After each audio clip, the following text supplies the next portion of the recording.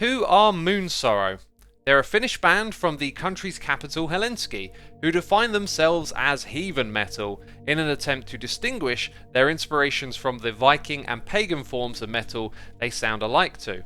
I've seen the group's logo on shirts, jean jackets and festival bills, but the name never drew me in to find out who they were.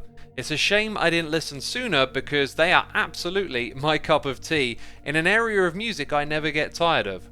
The band tread the lines with black metal through shrill vocals, sharp aggressive guitar riffs, and its heathen counterpart with symphonic walls of melodic density at its core theme.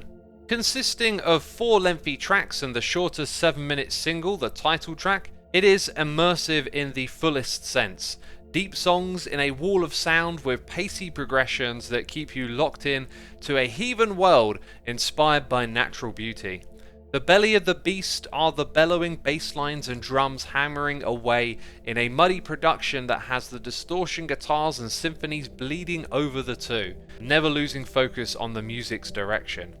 In the distance, shrill screams and cries call out with a less than human touch for what is primarily an ancient human experience of epic pagan wonder. The songs start out steady, ever building towards climactic moments that have the strength and surge to carry on for minutes in the gleam of their triumphant melodies played on the keys.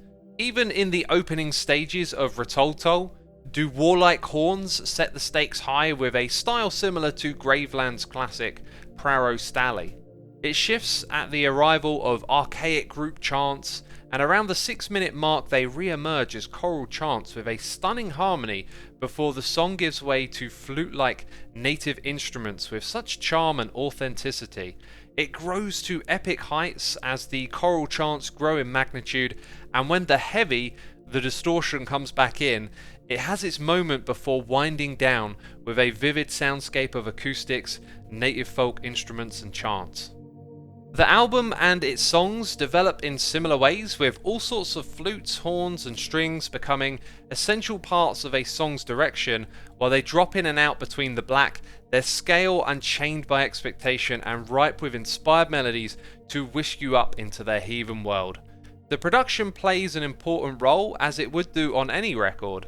On paper it may seem a little too muddy and dense for charm, with the clarity of the drums always under pressure from the oozing walls of synth working their way around the grisly, treble, heavy guitar tone. Cymbals bust out of the background with a clatter, and it all works so well for a theme that requires a little grit and authenticity. The heights of epic this record soars with is remarkable.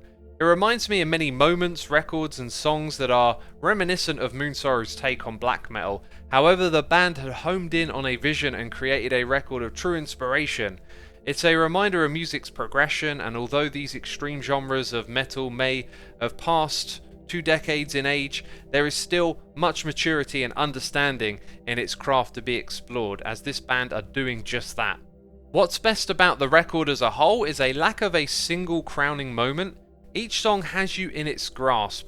Maybe you know what comes next, but by the time it passes and you've reached the end, you can't wait to start it over again.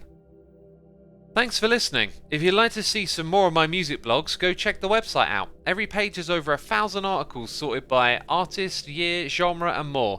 Just hit Ctrl F and have a search for something that interests you. You can find a link to the blog in the description box down below, where you'll also find links to my other YouTube channels. Check them out if you are curious. Thanks again for watching, and be sure to subscribe to catch the next upload.